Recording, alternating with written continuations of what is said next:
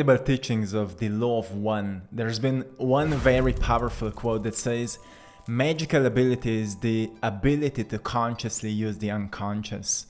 And it means that you are not controlled based by the programs of your subconscious that have been created in your childhood when you've been observing the world around you, how people are interacting, communicating, and maybe abusing you. But actually tapping into your subconscious and reorganizing it, reprogramming it, reshaping it. And you can do it when you recognize that you are not what you think and you're not what you feel. You are in this world, but you're not of this world. When you teach yourself to understand what this truly means, your life starts changing. It just means you don't need motivation to change. You just need more self-control. And self-control is not something forceful to do. It's a conscious act, conscious work. When every single day you take time to go within, to detach from your known world, known environment, known people, and you tap into everything. Scientists now call it the quantum field, where you become aware of nothing, of empty space. And longer you linger to the empty space, more your neocortex, your thinking brain will calm down, and suddenly your whole brain will go into a more coherent state. And if you tap into your heart, you open your heart by placing your attention there. And slowly, as your body starts calming down, you become more at peace with yourself. And even some emotions of gratitude and happiness may arise. Your whole body starts radiating more pleasant energy. And as you're staying aware of nothing, of empty space within you and all around you, you suddenly become aware that you are everything. You're not your subconscious anymore. You're now the programmer of your subconscious. When I get into this state, and I do it every single day for 1 hour in the morning, I take time to create. When I get into this state, I see my future exactly the same way as my past. I just see like glimpses of memories, like boxes of memories. If I think about the known, I see it the same way as if I think about anything I want to experience in my future. And I've just noticed this is such a powerful way to reprogram our subconscious mind. And I want to remind you of that because, you know, if you really take time in your busy life, wherever you prefer, whenever you prefer, to go within and to detach from the known, you actually become very good at it. It's like a practice, like a sport. You train yourself to detach and to create. And every time, for example, when I do that, I start to see more synchronicities happening in my life. And synchronicities are only messages that I'm making a change in my energy field. When you start experiencing synchronicities, doesn't matter how big, how small, they're signs you're making a change in your energy field. And the thing with all this work is that you need less distractions. You need less distractions, and you will be more aware of how much control you truly have over your future, and how much you don't need to know how something can happen if you focus more attention onto what is in your power to do when you get back into your life. What is in your power to do, what you truly want to do. And how much can you improve what already exists? What's the higher expression of what you're doing right now? Could you be a better worker at your job, a better communicator, a better seller, whatever you're doing? Could you be a better husband or a wife, or a parent or a kid? Could you be a better student or an artist? Not to seek validation or to get something in return, but only because you're curious into whom you can evolve in that certain specific area, just as a practice, because on the next level of your life you will be doing something completely else And right now you're just training for that new position. And that's how you start changing your subconscious, because subconscious is made out of programs. Those are like programs on your computer. Computer without these programs will not serve you in any way. So you without programs would not even know what to do here. You need programs. But when certain programs are outdated, like having an old version of Photoshop, you know that the new version of Photoshop will bring you so many new tools. You can make a greater art there because there's many new tools you could use. Updated ways to do something. It's same with you. When you update your programs, you just become a greater expression of a human being. And all it takes is creativity. Going into the field and being creative about your future. And the way you know you are in the field is when you feel so relaxed that you're not defined by what you have and who you think that you are. And the easiest way to do it is truly to take time, play some beautiful music, and relax your breathing, relax your body, focus on the empty space within you. Because science has found out that when we focus on the empty space, like not focusing on your head, but maybe focusing on the space within your head, the volume within your head, what happens, your brain naturally goes into alpha brainwave frequency, and then later into theta brainwave frequency, which is a state of hypnosis. And then if you go into your heart and you elevate emotions more into gratitude, into happiness, maybe even into joy and bliss, there's a rush of energy that just awakens within you. And heart sends a signal to brain that it's safe, that it's relaxed, that it's time to create, and suddenly you experience what scientists call heart-brain coherence. And when this happens, the torus field, the electromagnetic field of your body, starts expanding into all kinds of directions. There is no limit to it.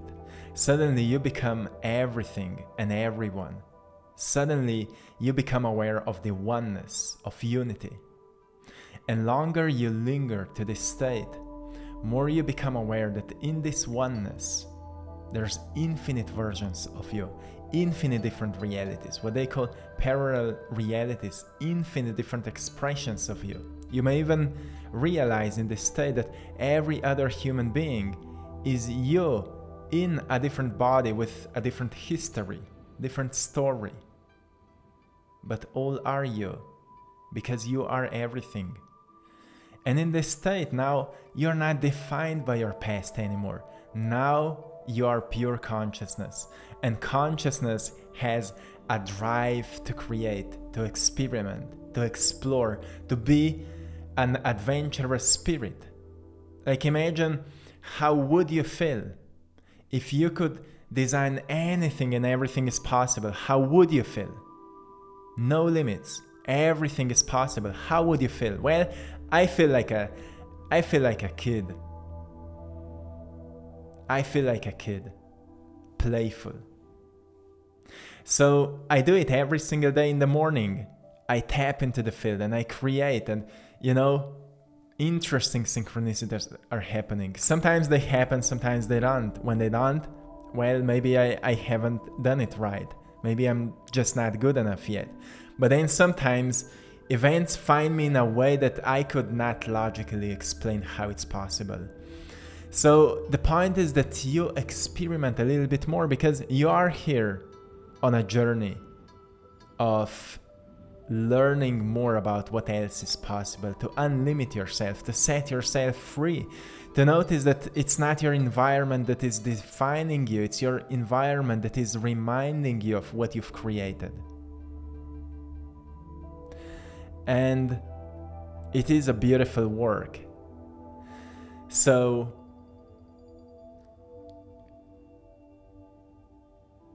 most of the time you just need less distractions in your life. I'm sharing today with you the painting called Transformation, which is a very interesting painting. It has a whole story to it. You see, at the end you will see there's a lot of symbolism to it. Firstly, you see this ancient paper.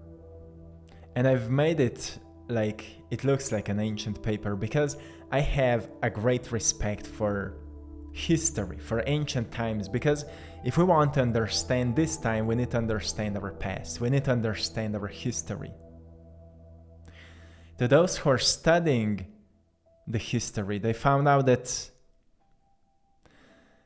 great times or good times make weak people, and weak people make bad times, and bad times make strong people, and strong people make good times. It's a cycle that is constantly repeating, and the only way to break this cycle is to have something higher than just desires and experiences. To have something higher to aim towards. In ancient mystical teachings, people have been inspired to become godlike human being, which is to go beyond egoistic desires. So it means when you're experiencing good times, it's not just about partying, celebration, and wasting money. It's about making more good things out of good times, helping those in need, raising those who are at the bottom, and reaching to a higher potential of what is possible for a human mind, human body, and human spirit. Until one day we just ascend beyond matter, because matter is just a slow down frequency. Everything material is just a slow down frequency of something spiritual. And at some point we'll just ascend to such a degree that we'll not be material beings anymore. It's a law of physics, like everything ascending at some point becomes just energy, like is mc squared by Albert Einstein, right? If you take any material and start moving it with the speed of light, it seems like it disappeared. It haven't disappeared, but it just became energy, it became potential. Potential observed, materialize.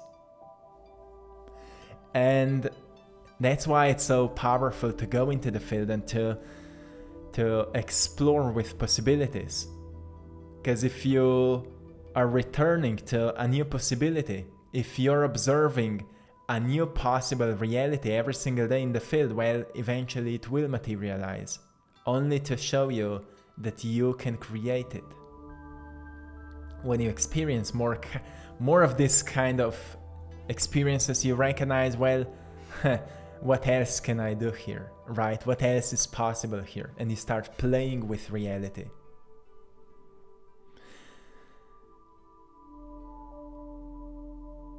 So, as I was talking about this painting, this ancient paper then is truly just to remind yourself that history can teach you a lot. And then there's a tree. The lower part of the tree is like it would be sketched. The roots of the tree are being sketched. And it symbolizes a plan. Like Creator had a plan for how each thing in nature needs to look, needs to be, so it can function well.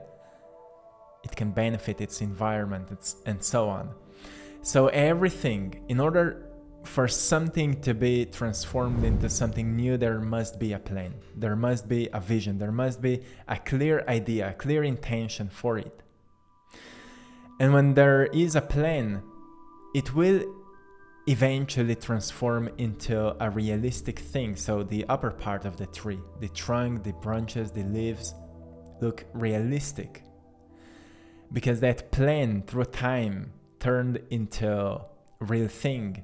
And that's why in the lower left corner there is a sandwatch, which demonstrates time. It's a symbol of time. Each transformation takes time.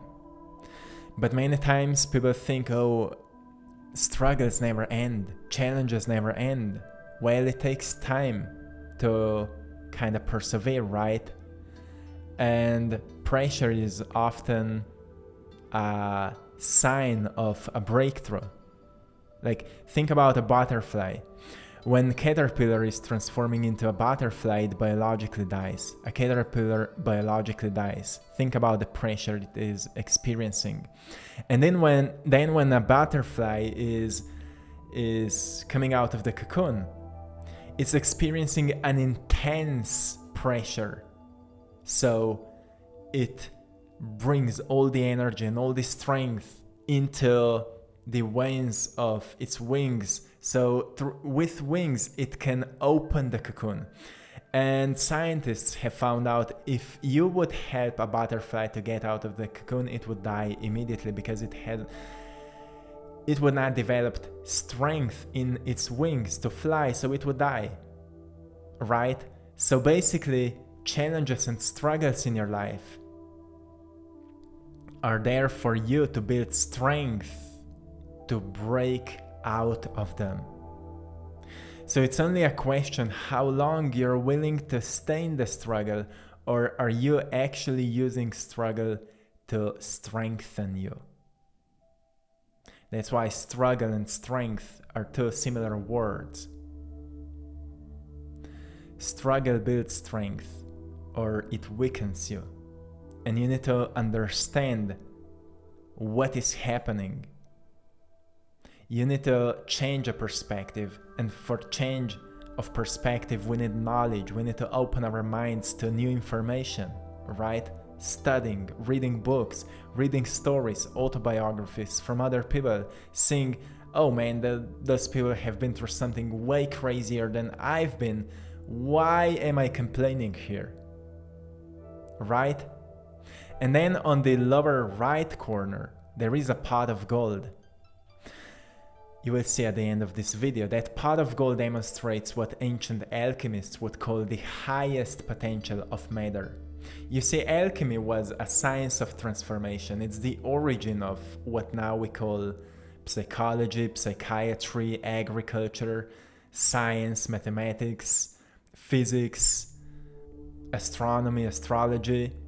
It all started in alchemy. Ancient alchemists have been masters of all these different studies. That's why, for example, Carl Jung, a great Swiss psychologist, started making the greatest breakthroughs in psychology after he started studying alchemy. And he was not alone. Like, there's so many other people who needed to go studying these ancient teachings, because these ancient people knew something more than we know today. They understood God. They understood the source of this universe. They understood that it's all a simulation here. And the world is mental. The first Hermetic principle, the world is mental. A principle of mentalism. And we need to understand these things. So gold represents a highest potential of matter. And it just means you need to understand the highest expression of you in spiritual teachings.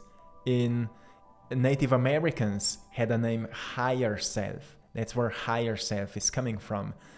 And higher self means there is a highest ideal of you, like your soul. There's another dimension to your soul in which there is the highest ideal of who you came here to be. Who you came here, into whom you came here to evolve physically. Because this physical plane is quite a dense dimension. It's not easy to move through changes here.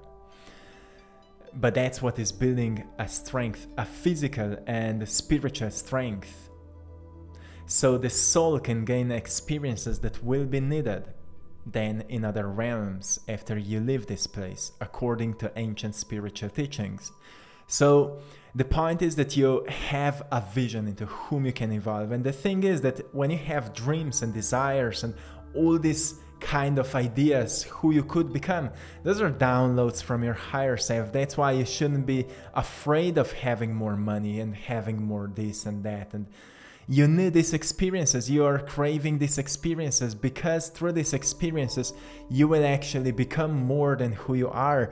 And yes, sometimes you will lose yourself in materialism. Sometimes you will get too attached to something. Sometimes you will go through breakdowns and breaking events. Yes, of course, but you need these experiences. More you stay in touch with your spirit, more you will know how not to lose yourself in these materialistic maybe things or challenges. But there's nothing to be afraid. In the Bible, there's around 360 times the word do not be afraid repeated. Do not be afraid of anything. Yes, it's hard. Yes, it's tough. Yes, it's painful, but do not be afraid. Keep going. That's how the real transformation happens, where transformation turns into transcendence, where on the other side you are more evolved than you've been before. So I hope this painting can remind you of that, can remind you that while you are on a mission, right now you are on a mission, changing, learning the art of change. Because change is the only constant here. But to learn the art of change is to learn the art of detachment and creativity. Not just creativity in art. Well, art is like, doing art is like a kindergarten in this reality. But creating with reality is the next level, right? Which doesn't mean you shouldn't do art. Like, I love doing art. For me, it's just a playful thing. I love doing that. But then I also feel I need to explore the possibilities of reality and to play with what else is possible. Because every time I experience this kind of manifestations, I ask myself, what else can I do to not just benefit my life, but benefit the life of others? And where do you think the downloads are coming from, right? It's not for you, it's to benefit someone else through you. So when you learn to help yourself, eventually you feel a need to help others. And if you can't help yourself, you are in a process of learning to help yourself. And you can't avoid that and you can't escape that. Because humanity is right now in a phase of healing. Like Tupac said, it's a skill to be real, time to heal each other. In his famous song, Changes. It's a skill to be real. Most of us are just running our lives unconsciously, out of a habit, out of a program. But then to be real means you need to be conscious, right? You need to walk around consciously choosing, right now I'm real. I'm choosing to be real. I'm choosing to express myself, to set boundaries when it's needed, to be who I am, to be who I came here to be, and to not lower my standards to please someone or to be accepted or to be approved or validated, to be me. It's a skill to be real, right? And to build that skill, well, you need to practice it. So my friends, I hope you found great value in today's video. I hope today's painting can inspire you, and you can actually get a copy of it in our store, AttractPassion.com, or Etsy store, I Draw My Passion. Go there, check it out. If any other painting resonates with you, it's a sign that it's for you. So check it out. Maybe it has something to say to you. They all have a story with it, a whole philosophy to it. And I'm grateful for your support. So thank you so much. And to anyone who would love to support this channel in another way, you can also join our Patreon community. Thank you so much for your support. And till next time, one love.